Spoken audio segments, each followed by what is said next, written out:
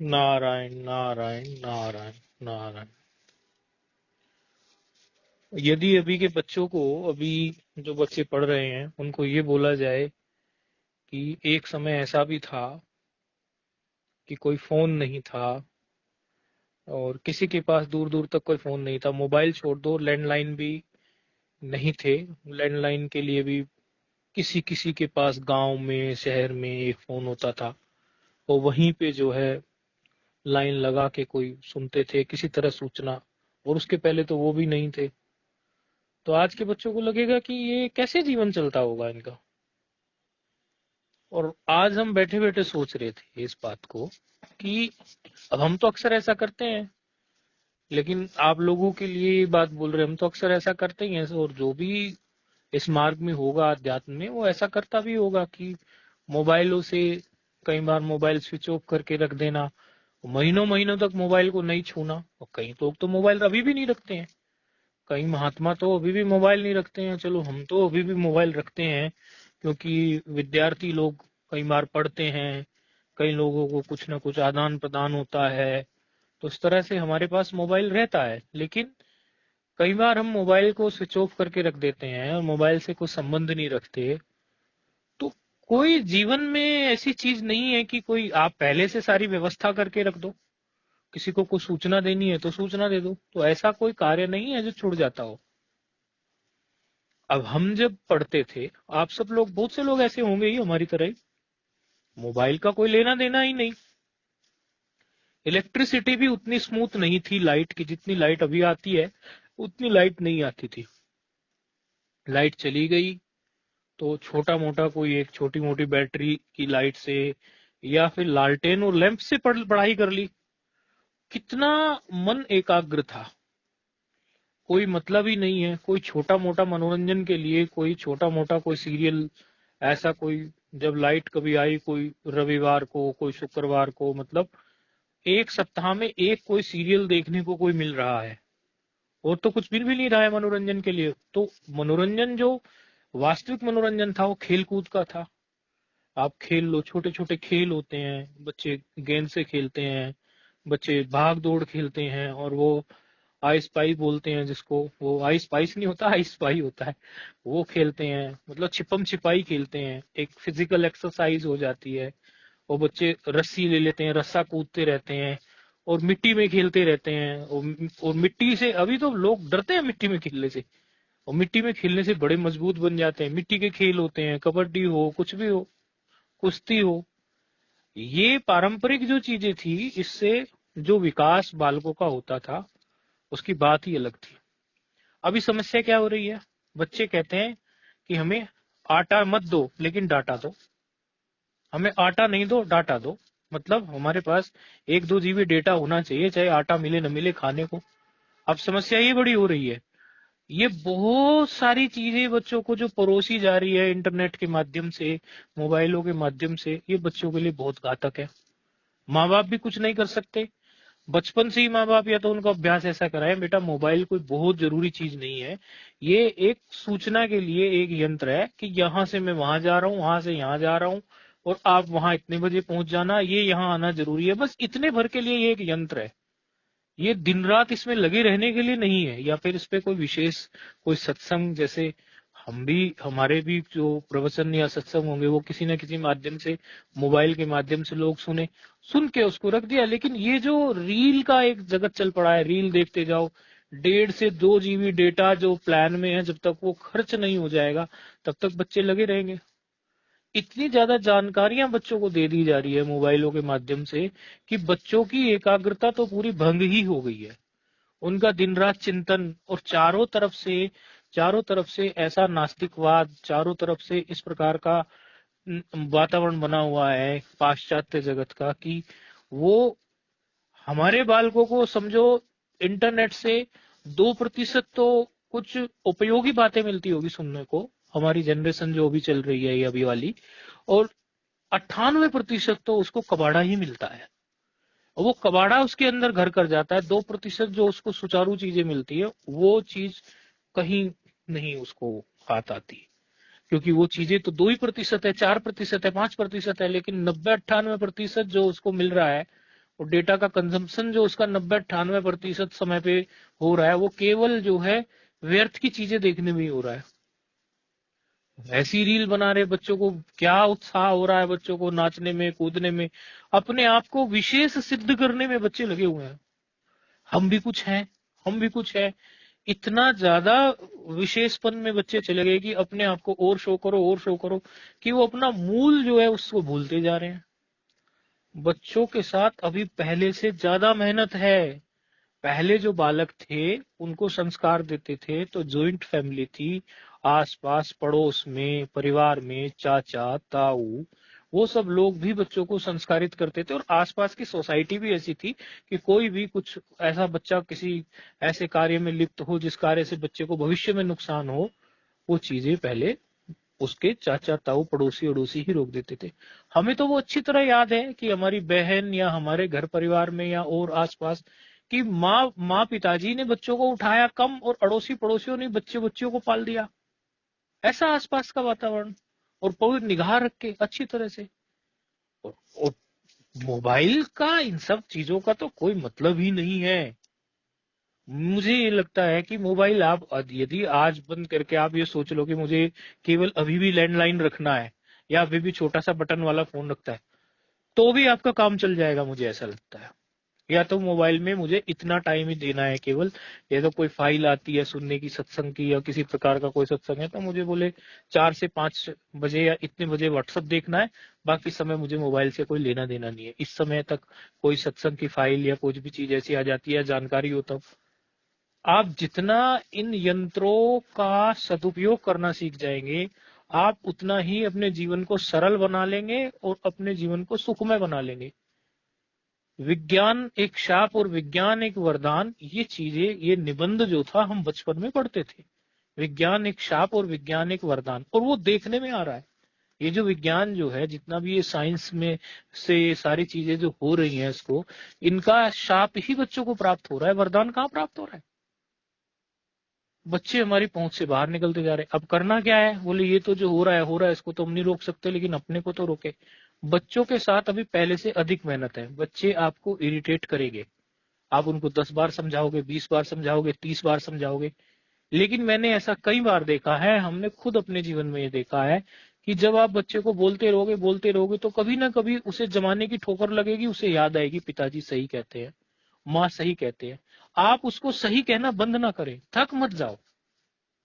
थकना नहीं है, आपको बिल्कुल नहीं थकना है। यहाँ मैदान में संत भी आए हुए हैं, तो मैदान में आप माता पिता गार्जियंस भी आए हुए हैं, हम भी मैदान में हैं, आप ही लोगों के बच्चों के लिए।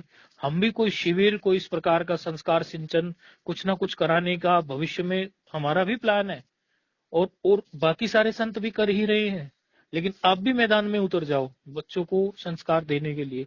ये बच्चों को आप अभी संस्कार देने में यदि मेहनत कर लेंगे तो भविष्य किसी न किसी तरह संभल जाएगा।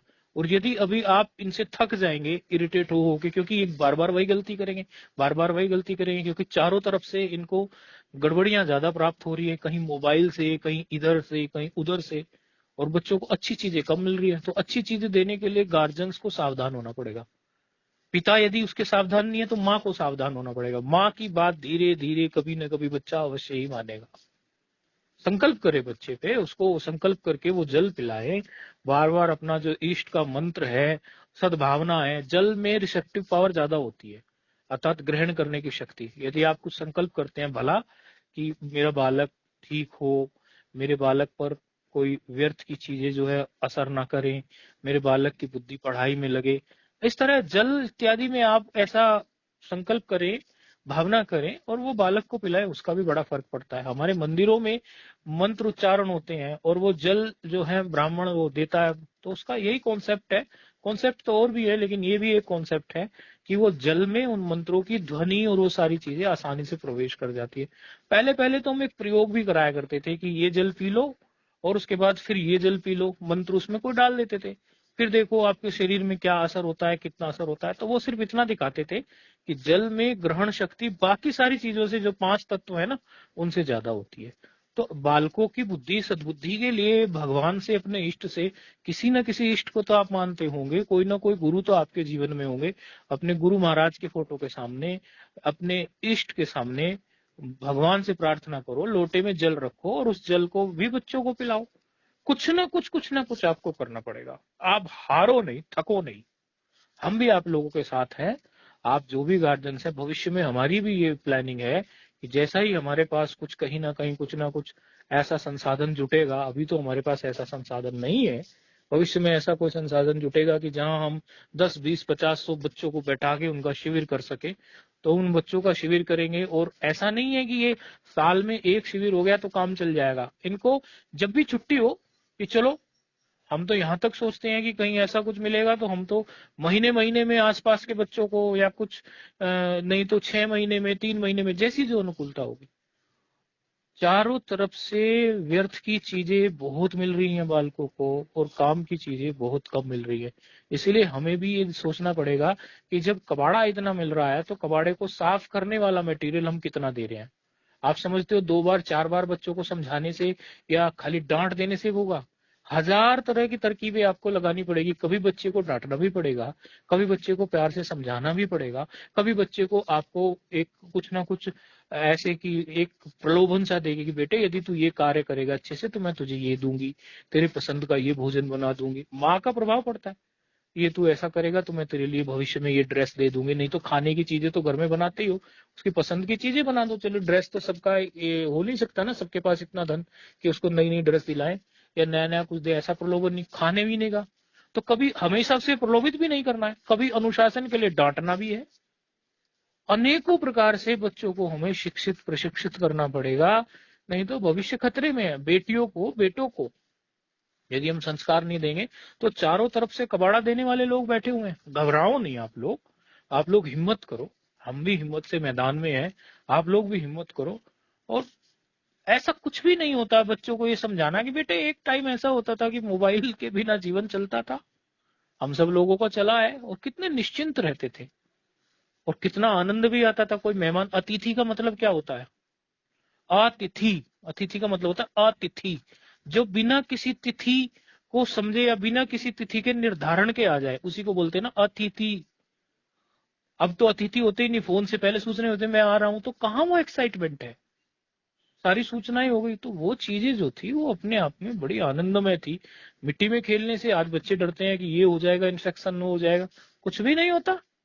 मिट्टी में खेलने की बचपन से आदत बनती है, जिसको वो बना लेता है बचपन से आदत। ऐसा क्या होगा? कुछ बच्चे बहुत सेंसिटिव हो तो बात अलग है। तो आप कुछ ना कुछ अपनी पुरानी चीजों में अभी भी बने रहने की कोशिश करो।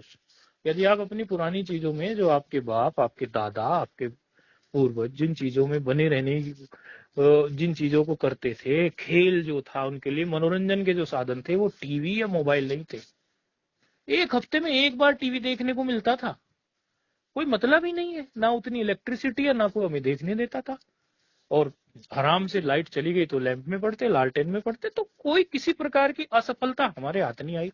ये साधु बाबा तो हम अभी बने, इसके पहले भी तो किसी क्षेत्र में थे, और उस क्षेत्र में तो कोई हम ऐसे तो थे नहीं कि कामयाब नहीं थे।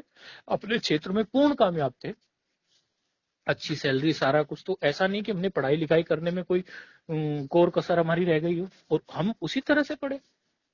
बच्चों की एकाग्रता भंग होती है बहुत ज्यादा जानकारी से।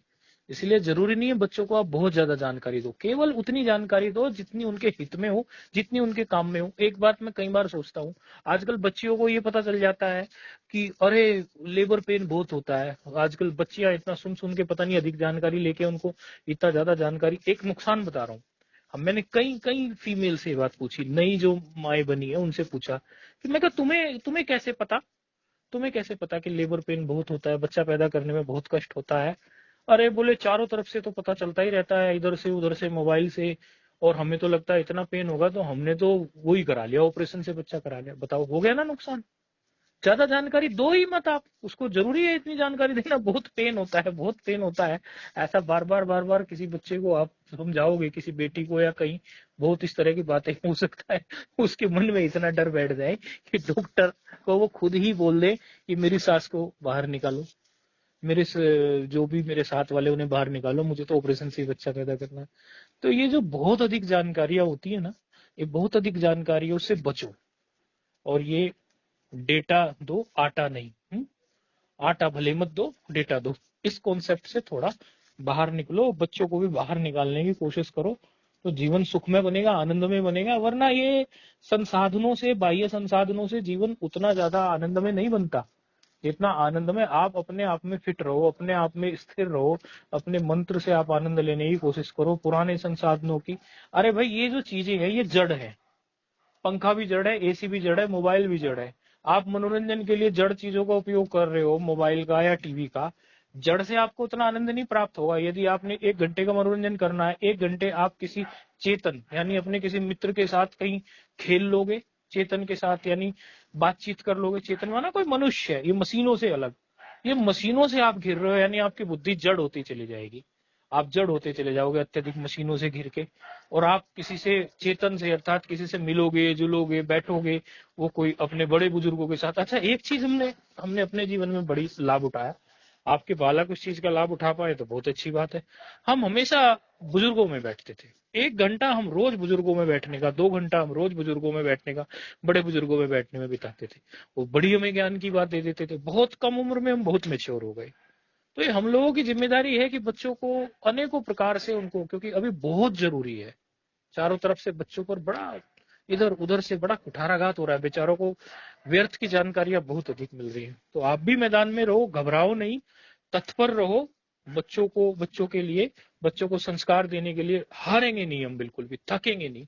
और हम भी मैदान में हैं, और इस कॉन्सेप्ट को कि आटा नहीं डाटा दो, इस कॉन्सेप्ट को हरा देना है हमें। हमें आटा की जरूरत है तो आटा ही लेंगे, डाटा इतना जरूरी नहीं है। भोजन की जरूरत है, हमें डाटा की जरूरत नहीं है। तो इस कॉन्सेप्ट को भी हरा देना। नारायण नारायण नारायण।